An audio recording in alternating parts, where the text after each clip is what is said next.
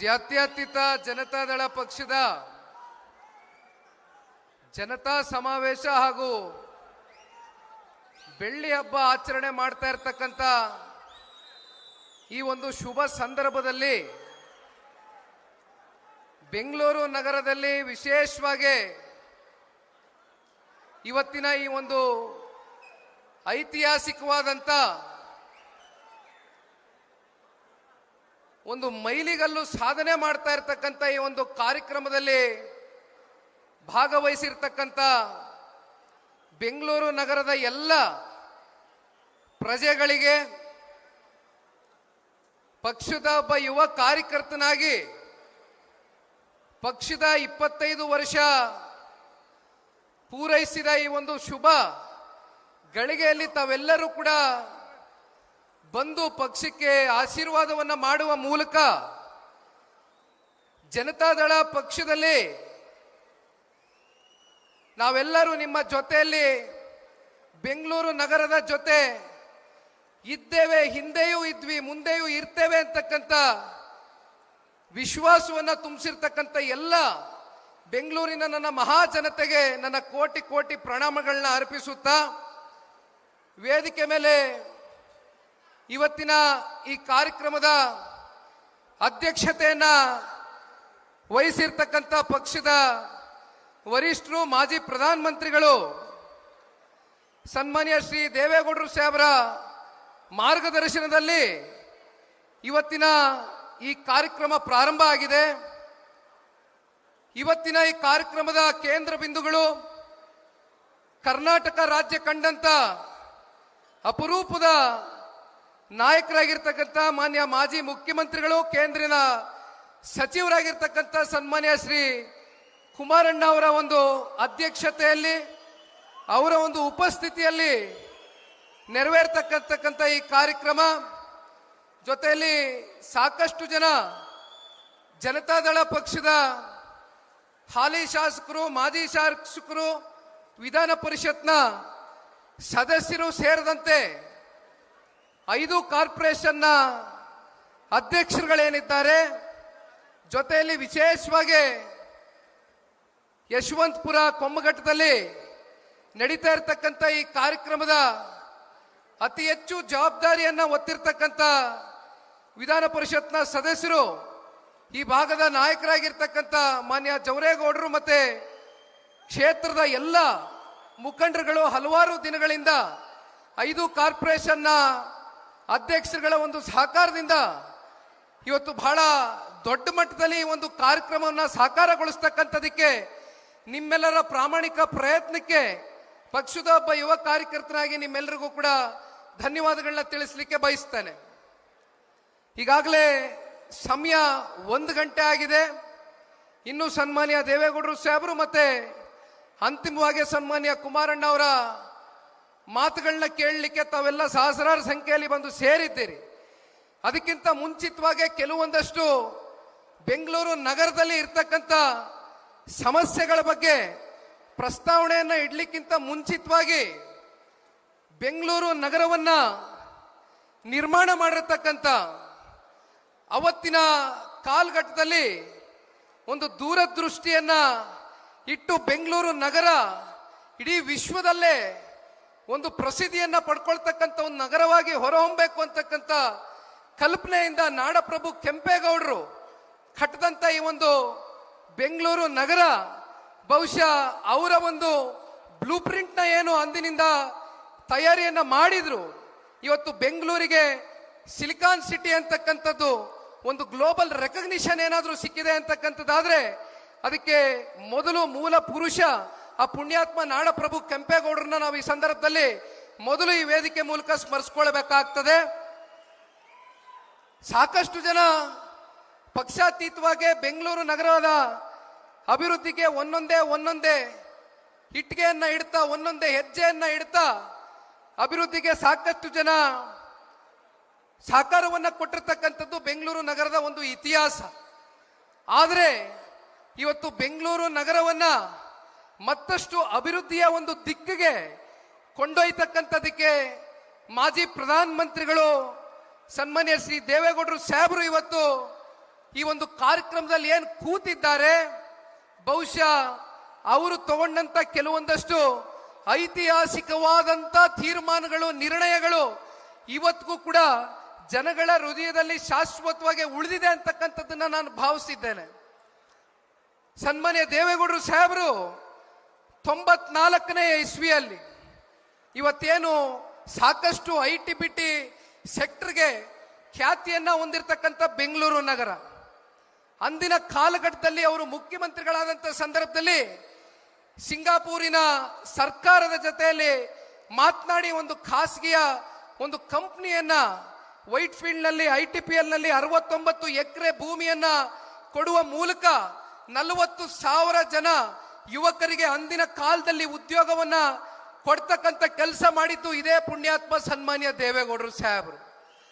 ಅಲ್ಲಿಂದ ನಿಮಗೆ ಇತಿಹಾಸ ಗೊತ್ತಿದೆ. ಮತ್ತಷ್ಟು ಪ್ರೋತ್ಸಾಹವನ್ನ ಕೊಡಬೇಕು.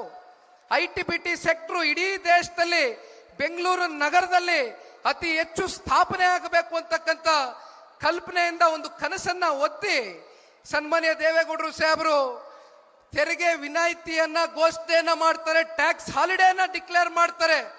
ಅದರಿಂದ ಇವತ್ತು ಬೆಂಗಳೂರು ನಗರದಲ್ಲಿ ಸಾಕಷ್ಟು ದೊಡ್ಡ ದೊಡ್ಡ ಹೆಸರಾಂತ ಕಂಪನಿಗಳು ಇವತ್ತು ಬೆಂಗಳೂರು ಅಂತಕ್ಕಂಥ ನಗರದಲ್ಲಿ ಸ್ಥಾಪನೆ ಆಗುವ ಮೂಲಕ ಸಾಕಷ್ಟು ಜನ ಯುವಕರಿಗೆ ಇಂದಿನ ದಿನದವರೆಗೂ ಕೂಡ ಉದ್ಯೋಗ ಸೃಷ್ಟಿಯಾಗಿರ್ತಕ್ಕಂಥದ್ನ ನಾವೆಲ್ಲರೂ ಕೂಡ ನೋಡಿದ್ದೇವೆ.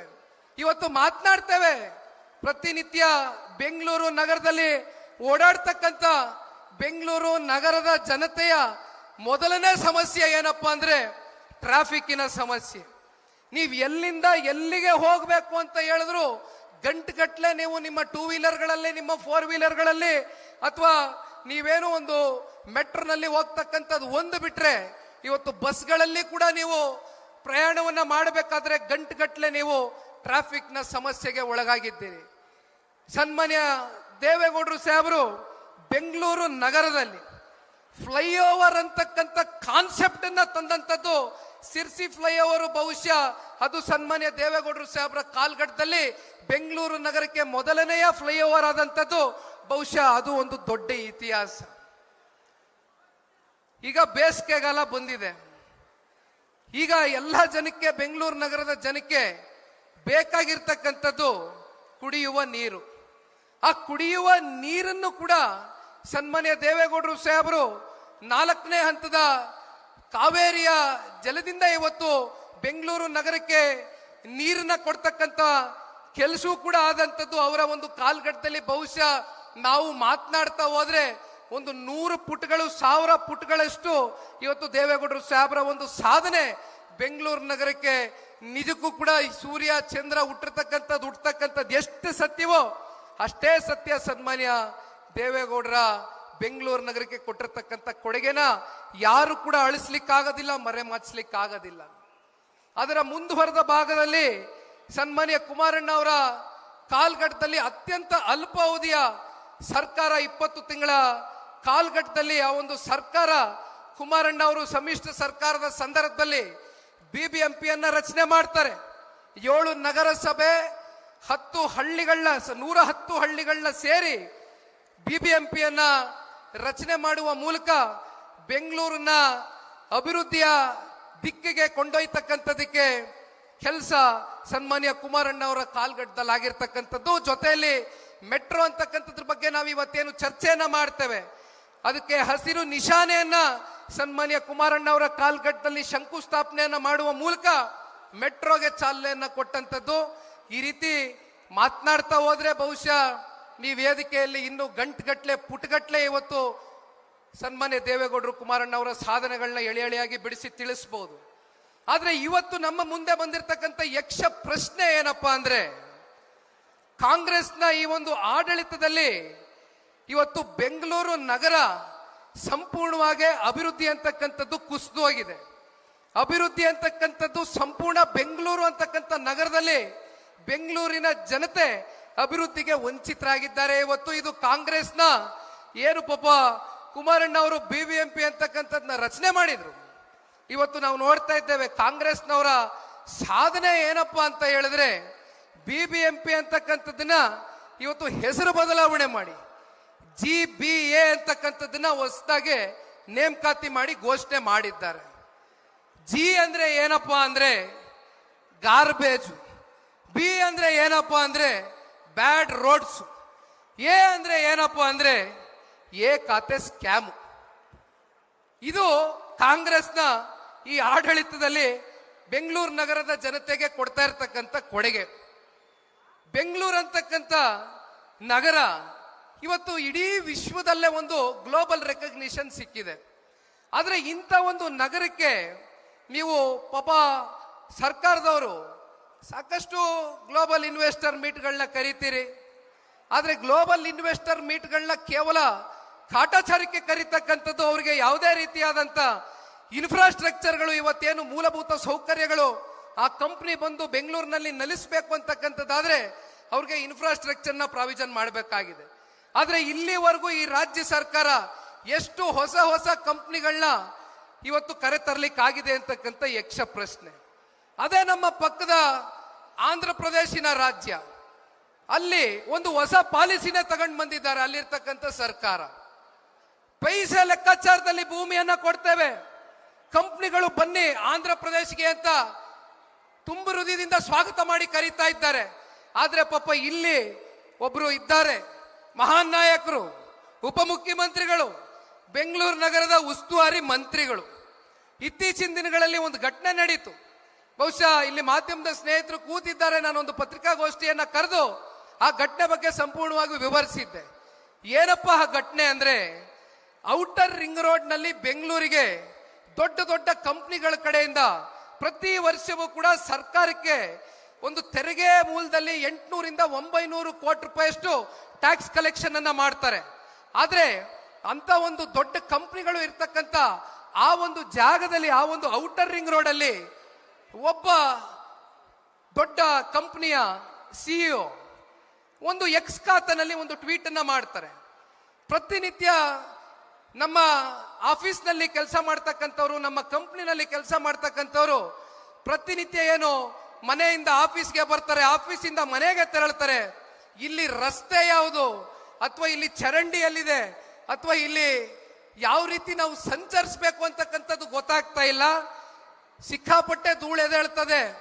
ಮಗಕ್ಕೆ ಕರ್ಚೀಫ್ ಕಟ್ಕೊಂಡು ಬಟ್ಟೆ ಕಟ್ಕೊಂಡು ನಮ್ಮ ಕಂಪ್ನಿಯವರು 2 ತಾಸು 2 ಗಂಟೆ ಇವತ್ತು ಪ್ರತಿನಿತ್ಯ ಮನೆಯಿಂದ ಆಫೀಸ್ಗೆ, ಆಫೀಸಿಂದ ಮನೆಗೆ ಸಂಚಾರ ಮಾಡ್ತಕ್ಕಂಥ ಪರಿಸ್ಥಿತಿ ಔಟರ್ ರಿಂಗ್ ರೋಡ್ ಅಲ್ಲಿ ನಿರ್ಮಾಣ ಆಗಿದೆ ಅಂತಕ್ಕಂಥ ಅಸಹಾಯಕದ ಮಾತುಗಳನ್ನ ಆ ಕಂಪನಿಯ ಒಬ್ಬ CEO ಆಡದಂತ ಸಂದರ್ಭದಲ್ಲಿ ಈ ರಾಜ್ಯವನ್ನ ಜೊತೆಯಲ್ಲಿ ಬೆಂಗಳೂರು ನಗರವನ್ನ ಪಾಪ ಪ್ರತಿನಿಧಿಸ್ತಾ ಇರ್ತಕ್ಕಂಥ ಉಸ್ತುವಾರಿ ಮಂತ್ರಿಗಳ ಕಡೆಯಿಂದ ನಾವೆಲ್ಲ ಏನ್ ಅಪೇಕ್ಷೆಯನ್ನ ಇಟ್ಕೊಳ್ಬೇಕಾಗಿತ್ತು ಅಂತ ಕಂಪನಿಯ ಒಂದು CEOಗೆ ಸೌಹಾರ್ದಿತ್ವ ಕರೆದು ಭೇಟಿ ಮಾಡಿ, ಅಟ್ಲೀಸ್ಟ್ ಕನಿಷ್ಠ ಪಕ್ಷ ನನಗೊಂದು ಸಮಯ ಅವಕಾಶ ಕೊಡಿ, ಮುಂದಿನ ದಿನಗಳಲ್ಲಿ ಇವೆಲ್ಲವನ್ನ ಸರಿಪಡಿಸ್ಕೊಡ್ತೇನೆ, ಮತ್ತೆ ಇನ್ ಯಾವುದೇ ರೀತಿ ನೀವು ದುಡುಕಿ ನಿರ್ಧಾರವನ್ನ ತಗೊಂಡ್ಬೇಡಿ, ನಮ್ಮ ಬೆಂಗಳೂರು ನಗರದಲ್ಲೇ ಇರಬೇಕು ಅಂತಕ್ಕಂಥ ಆತ್ಮವಿಶ್ವಾಸವನ್ನ ಮೂಡಿಸ್ಬೇಕಾಗಿತ್ತು.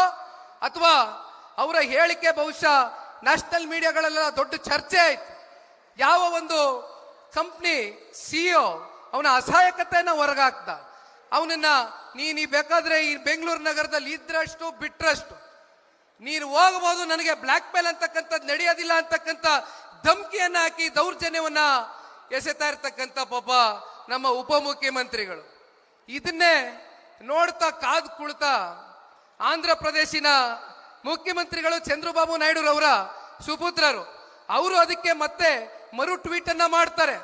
ಆ CEO ಏನಿದ್ದಾರೆ, ಆ ಕಂಪನಿಯ CEO, ಬನ್ನಿ ತುಂಬ ಹೃದಯದಿಂದ ಸ್ವಾಗತ ಮಾಡ್ತೇವೆ, ಆಂಧ್ರ ಪ್ರದೇಶಕ್ಕೆ ಬನ್ನಿ, ನೀವು ಕೇಳಿದ ಇನ್ಫ್ರಾಸ್ಟ್ರಕ್ಚರ್ ಕೊಡ್ತೇವೆ, ನಿಮ್ಗೆ ಸಹಕಾರ ಕೊಡ್ತೇವೆ ಅಂತ ಹೇಳ್ತಾರೆ. ಅಂದ್ರೆ ನಮ್ಮ ಬೆಂಗಳೂರು ನಗರದ ಪರಿಸ್ಥಿತಿ ಎಲ್ಲಿಗೆ ತಗೊಂಡೋಗಿ ಒಡ್ಡಿದ್ದಾರೆ ಉಸ್ತುವಾರಿ ಮಂತ್ರಿಗಳು ಅಂತಕ್ಕಂಥದ್ದು ಆಲೋಚನೆ ಮಾಡಬೇಕು.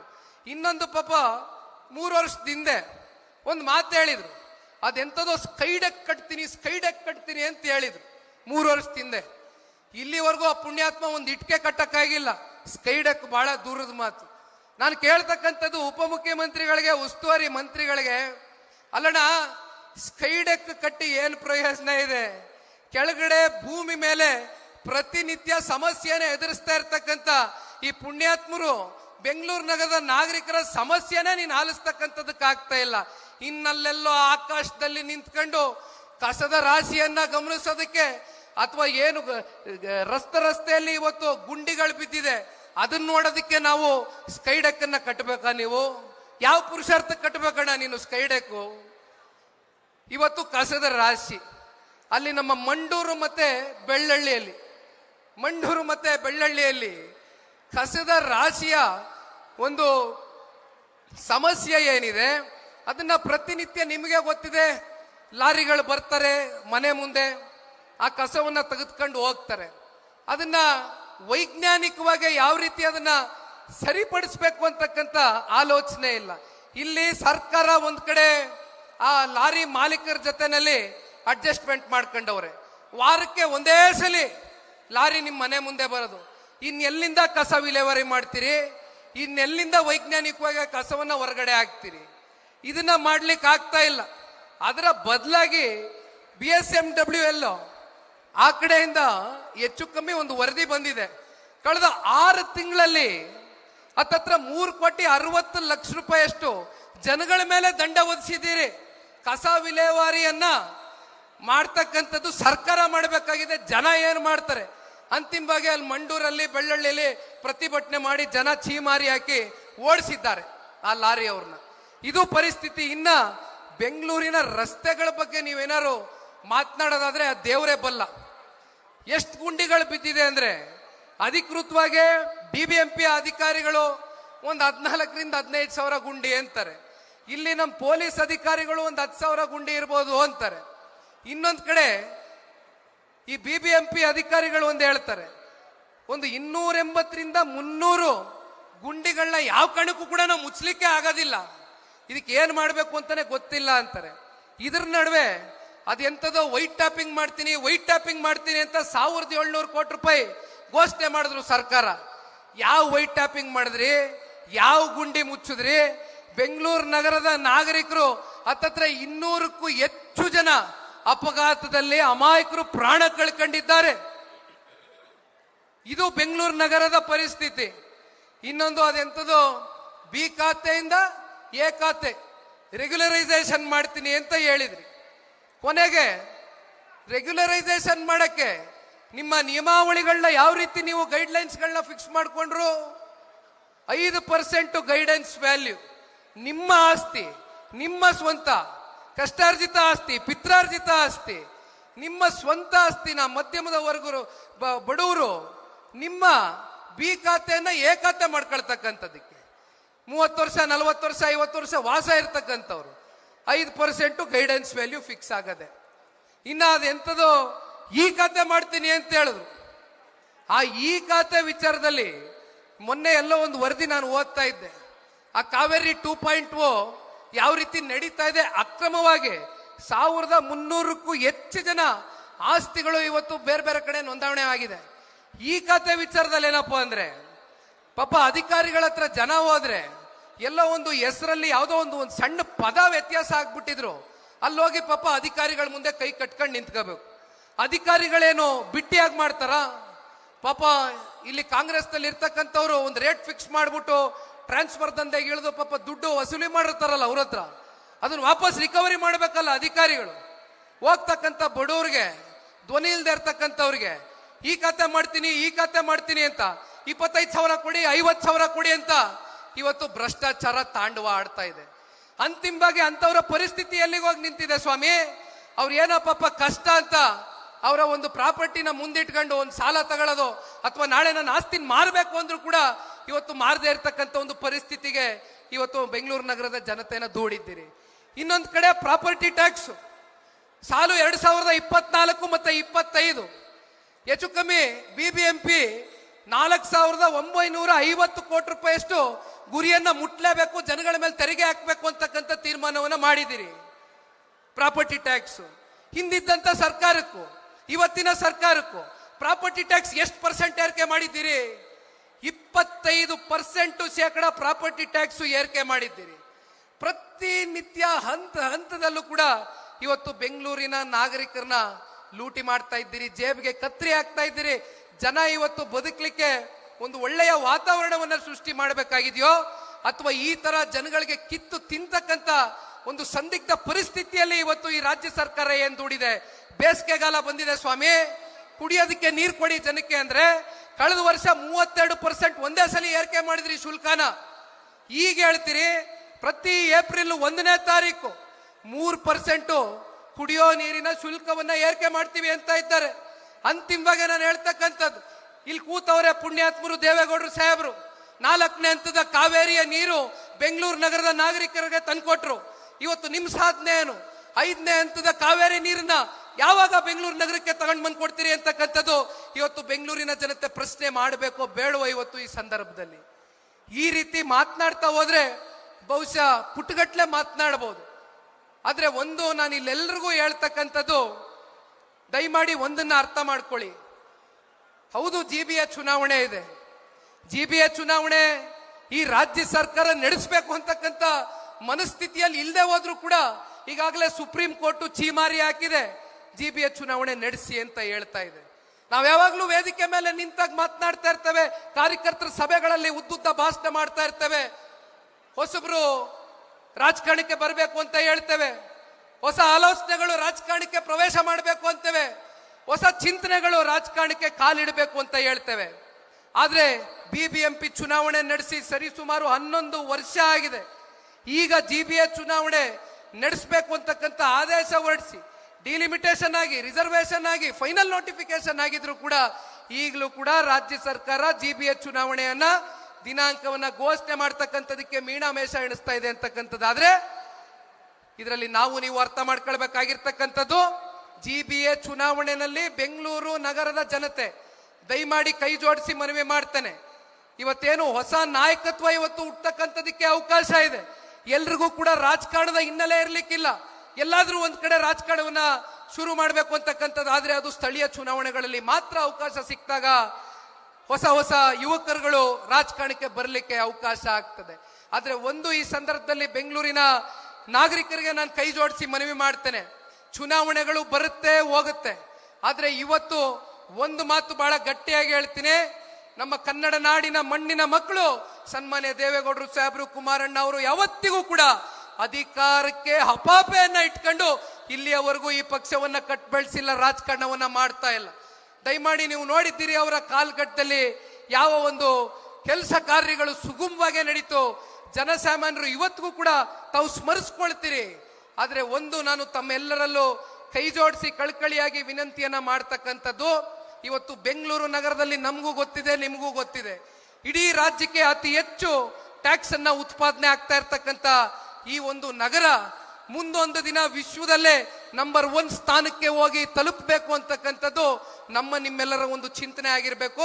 ದಯಮಾಡಿ ನಿಮ್ಮೆಲ್ರಿಗೂ ಕೈ ಜೋಡಿಸಿ ಮನವಿ ಮಾಡ್ತೀನಿ, ನಮ್ಮ ಪಕ್ಷದ ಕಾರ್ಯಕರ್ತರು ಬಂದಿದ್ದೀರಣ್ಣ, ನಿಮ್ಮೆಲ್ರಿಗೂ ನಾನು ಕೇಳ್ಕೊಳ್ತಕ್ಕಂಥದ್ದಿಷ್ಟೇ, ಯಾರ್ಯಾರು ಜಿಬಿಎ ಚುನಾವಣೆಗಳಲ್ಲಿ ನಾನು ಸ್ಪರ್ಧಿ ಆಗಬೇಕು ಅಂತಕ್ಕಂಥ ನಿಮ್ಮಲ್ಲಿ ಅಭಿಲಾಷೆ ಇಟ್ಕೊಂಡಿದ್ದೀರೋ, ನಿಮ್ಮಲ್ಲಿ ಇಚ್ಛಾಶಕ್ತಿ ಇಟ್ಕೊಂಡಿದ್ದೀರೋ, ದಯಮಾಡಿ ಒಂದು ಹ್ಯಾಂಡ್ ಪಾಂಪ್ಲೆಟ್ ಅನ್ನ ಮಾಡಿಸ್ಕೊಡ್ತೇನೆ. ನಿಮ್ಮ ವಾರ್ಡ್ಗೆ ಸೀಮಿತವಾಗಿ ದಯವಿಟ್ಟು ಹೋಗಿ ದೇವೇಗೌಡರು ಸಾಹೇಬರು, ಕುಮಾರಣ್ಣ ಅವರ ಕಾಲ್ಗಟ್ಟದಲ್ಲಿ ಆಗಿರ್ತಕ್ಕಂಥ ಅನೇಕ ಬೆಂಗಳೂರು ನಗರದ ಡೆವಲಪ್ಮೆಂಟ್ಗೆ ಸಂಬಂಧಪಟ್ಟಂತ ಕಾಮಗಾರಿಗಳ ಬಗ್ಗೆ ದಯವಿಟ್ಟು ಬೆಂಗಳೂರಿನ ನಗರದ ಜನತೆಯ ಸಮೀಪಕ್ಕೆ ಹೋಗಿ ತಿಳಿಸಿ ಅವ್ರಿಗೆ ಈ ರೀತಿ ನಮ್ಮ ಕಾಲ್ಗಟ್ಟದಲ್ಲಿ ಕೆಲಸ ಮಾಡಿದ್ದೇವೆ, ದಯವಿಟ್ಟು ನಮ್ಮನ್ನ ಗುರುತಿಸಿ ಅಂತಕ್ಕಂಥದ್ದನ್ನ ನೀವು ನಿಮ್ಮ ವಾರ್ಡ್ಗಳಲ್ಲಿ ಆ ಭಾಗದ ನಿಮ್ಮ ಜನಸಂಖ್ಯೆ 20,000 ಇದೆಯೋ, 30,000 ಇದೆಯೋ, 40,000 ಇದೆಯೋ, ಇವತ್ತು 20,000ಕ್ಕೂ ಇಳಿದಿದೆ, 17,000ಕ್ಕೂ ಇಳಿದಿದೆ. ಒಳ್ಳೆ ಅವಕಾಶ ಇದೆ ನೀವೆಲ್ಲ ಕಾರ್ಪೊರೇಟರ್ಗಳಾಗಿ ಕೆಲಸ ಮಾಡ್ತಕ್ಕಂಥದ್ದಕ್ಕೆ ಉತ್ತಮ ರೀತಿಯಲ್ಲಿ. ದಯವಿಟ್ಟು ನೀವೆಲ್ಲರೂ ಮುನ್ನುಗ್ಗಿ. ಆದ್ರೆ ಇಲ್ಲಿ ಯಾರು ಕೂಡ ಮನಸ್ಸಲ್ಲಿ ಬರೀ ಏನಪ್ಪ ಯಾರಿಗೆ ಟಿಕೆಟ್ ಸಿಗುತ್ತೋ ಏನೋ ಅಂತಕ್ಕಂಥದ್ದನ್ನ ದಯವಿಟ್ಟು ಮನಸ್ಸಿಂದ ತೆಗೆದು ಬಿಡಿ. ಯಾರು ಜನರ ಜೊತೆ ನಿಮ್ಮ ವಾರ್ಡ್ ಮಟ್ಟದಲ್ಲಿ ನಿರಂತರವಾಗಿ ಸಂಪರ್ಕದಲ್ಲಿ ಇರ್ತೀರಿ, ನಿರಂತರವಾಗಿ ಜನಗಳ ಸಮಸ್ಯೆಯನ್ನ ಆಲಿಸ್ತೀರಿ. ಸನ್ಮಾನ್ಯ ಕುಮಾರಣ್ಣ ಅವರು, ದೇವೇಗೌಡರು ಸಾಹೇಬರು ಎಲ್ಲ ವರದಿಯನ್ನ ತರಿಸ್ಕೊಳ್ತಾರೆ. ಕುಮಾರಣ್ಣ ಅವರು ಡೆಲ್ಲಿಲಿ ಇರ್ಬೋದು, ದೇವೇಗೌಡರು ಸಾಹೇಬ್ರಿಗೆ ನಾವು ಅನ್ಕೋಬಹುದು ವಯಸ್ಸಾಗಿದೆ ಅಂತ, ದೇವೇಗೌಡರು ಸಾಹೇಬ್ರಿಗೆ ಯಾವತ್ತೂ ಕೂಡ ವಯಸ್ಸಾಗ್ಲಿಕ್ಕಿಲ್ಲ. ಅವರು ಶತಾಯುಷಿಗಳಾಗಿ ನಮ್ಮ ಮುಂದೆ ಇರ್ತಾರೆ. ಅವರ ಒಂದು ಮಾರ್ಗದರ್ಶನ ನಮ್ಮ ರಾಜ್ಯ ಮತ್ತೆ ನಮ್ಮ ಭಾರತ ದೇಶವನ್ನ ಕಟ್ತಕ್ಕಂಥದಕ್ಕೆ ಇನ್ನೂ ಅದರ ಅಗತ್ಯತೆ ಬೆಟ್ಟದಷ್ಟಿದೆ ಅಂತಕ್ಕಂಥದನ್ನ ಈ ಸಂದರ್ಭದಲ್ಲಿ ನಾನು ತಿಳಿಸ್ಲಿಕ್ಕೆ ಬಯಸ್ತೇನೆ. ಈಗಾಗಲೇ ಸಮಯ ಸಾಕಷ್ಟು ಆಗಿದೆ.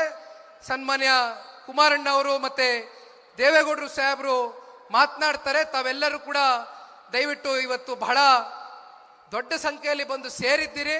ಇನ್ನೊಂದು 3/4 ಗಂಟೆನಲ್ಲಿ ಈ ಕಾರ್ಯಕ್ರಮ ಮುಕ್ತಾಯ ಆಗುತ್ತೆ. ತಾವೆಲ್ಲರೂ ಕೂಡ ಕೂತಂತ ಕುರ್ಚಿಗಳಲ್ಲಿ ಕೂತಿ ಸನ್ಮಾನ್ಯ ಕುಮಾರಣ್ಣವರು ದೇವೇಗೌಡರು ಸಾಹೇಬರು ಮಾತನಾಡ್ತಕ್ಕಂಥ ಮಾತುಗಳನ್ನ ಕೇಳಬೇಕು ಅಂತಕ್ಕಂಥದ್ದು ಈ ಸಂದರ್ಭದಲ್ಲಿ ಕಳ್ಕಳಿಯಾಗಿ ಮನವಿ ಮಾಡ್ತಾನೆ. ಮತ್ತೊಮ್ಮೆ ಕಾರ್ಪೊರೇಷನ್ನ ಅಧ್ಯಕ್ಷರುಗಳು ಜವರೇಗೌಡರು, ಶರವಣ ಅವರು, ತಿಪ್ಪೇಸ್ವಾಮಣ್ಣ ಅವರು ಸೇರಿದಂತೆ ರಮೇಶ್ ಗೌಡರು ಇದ್ದಾರೆ, ಪ್ರಾಸ್ತಾವಿಕವಾಗಿ ಮಾತನಾಡಿದ್ದಾರೆ. ಆಮೇಲೆ ನಮ್ಮ ಗೊಟ್ಟಗೆರೆ ಮಂಜಣ್ಣ ಅವರು ಕೂಡ ಇದ್ದಾರೆ. ಎಲ್ಲರೂ ಕೂಡ ಸೇರಿ ಇವತ್ತು ಈ ಕಾರ್ಯಕ್ರಮ ಯಶಸ್ವಿಗೊಳಿಸಿದ್ದೀರಿ. ನಿಮ್ಮೆಲ್ಲರಿಗೂ ಕೂಡ ಹೃದಯ ತುಂಬಿದ ಧನ್ಯವಾದಗಳು, ಅಭಿನಂದನೆಗಳು. Thank you.